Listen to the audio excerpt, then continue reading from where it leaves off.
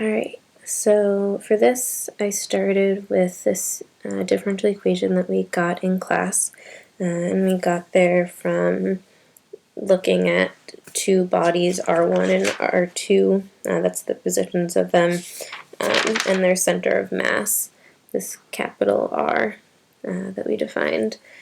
And this R of t that we're looking for is the distance between them.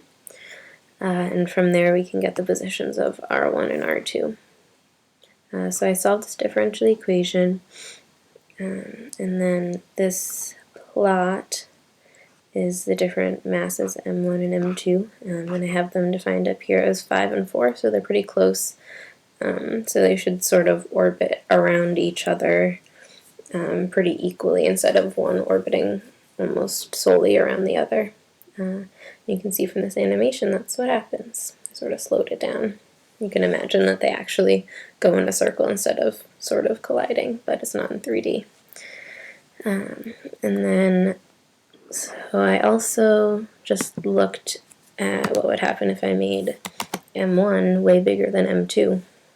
And so in this case, M1 should orbit around, or M2 should orbit around M1, which it does. See that this heavier one isn't moving nearly as much as it was before. And again, if you imagine the 3D.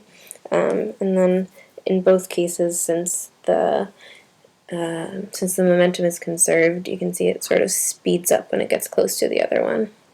In the other case, they're sort of in an elliptical-esque motion, so as they got closer to each other, their speeds picked up. And that's about it.